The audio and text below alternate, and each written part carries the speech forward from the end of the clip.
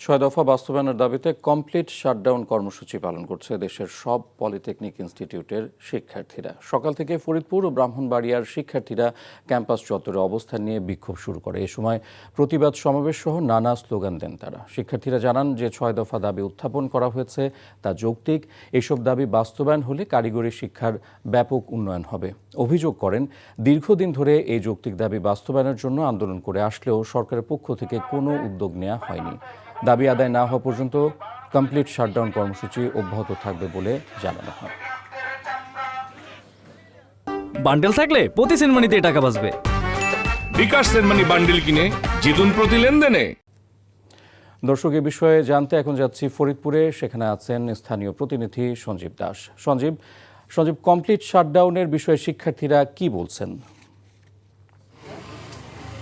আপনি জানেন যে পলিটেকনিক যে ইনস্টিটিউট সারা দেশের নয়, ফরিদপুরেও কিন্তু কমপ্লিট শাটডাউন চলছে ছয় দফা দাবিতে। আমি এই মুহূর্তে অবস্থান করছি ফরিদপুর পলিটেকনিক ইনস্টিটিউট যে মূল ক্যাম্পাস, সেই ক্যাম্পাসের ঠিক সামনে। আমি সকাল থেকে এসে দেখেছি সেখানে কোনো ছাত্রছাত্রী ওইভাবে তারা ক্লাসের জন্য নেই। তারা গতকাল যে কমপ্লিট শাটডাউন, সেই শাটডাউনের শুরু করেন, তার আগের দিন তারা বিক্ষোভ করেন। সেই বিক্ষোভ থেকে যে ঘোষণা ঢাকা থেকে দেওয়া হয়, সেই ঢাকার ঘোষণার পরিপ্রেক্ষিতে তাদের সংগঠনের তারা কালকে কমপ্লিট শাটডাউন শুরু করেন। সেই শুরুর ভিতর আমরা দেখলাম যে সকাল থেকে এসে যে মূল ভবন যেগুলো রয়েছে এই ক্যাম্পাসে, সেখানে তারা তালা মেরে সেগুলোকে সিল করে দিয়েছে। তারা 8 মাস ধরে, তারা বলছেন যে তারা 8 মাস ধরে তারা আন্দোলন করছেন, কিন্তু সেই আন্দোলনের কোনো ফলই তারা পাচ্ছেন না সরকারের কাছ থেকে। আর সরকারের কাছ থেকে না পাওয়ার কারণেই তারা আন্দোলন চালিয়ে যাচ্ছেন। তাদের সাথে আরও কথা বলে জেনেছি যে তারা গত রোজার ঈদের সময় একটি রায় হয় হাইকোর্টে, একটি রিট করেন ক্লাব ইন্সপেক্টররা।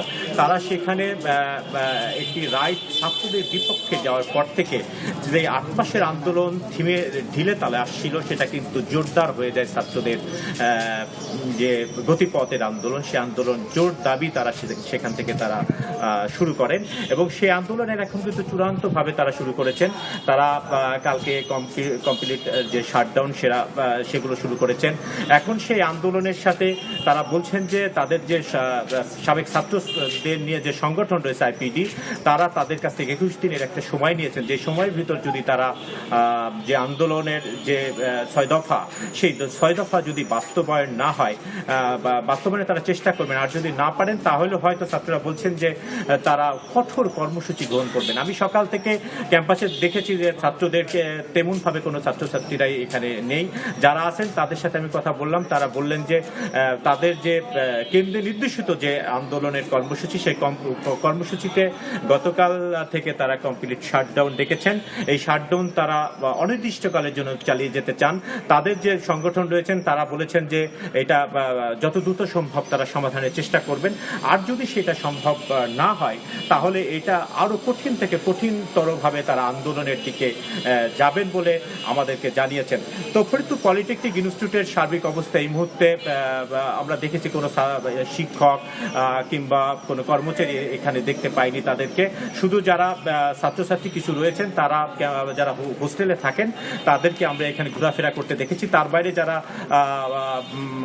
অন্য যারা রয়েছেন তাদেরকে আমরা ওইভাবে ছাত্রছাত্রীদের সেভাবে দেখিনি। একদম ফাঁকা ক্যাম্পাস রয়েছে ফরিদপুর পলিটেকনিক ইনস্টিটিউটে। আমরা এই ক্যাম্পাসে সর্বশেষ তথ্য এইটুকুই আমরা জানতে পেরেছি এবং আপনাকে ইফতেখার এইটুকুই জানাতে চাই। তো এই ছিল আমার কাছে সর্বশেষ সংবাদ ফরিদপুর পলিটেকনিক ইনস্টিটিউট নিয়ে। জি ইফতেখার।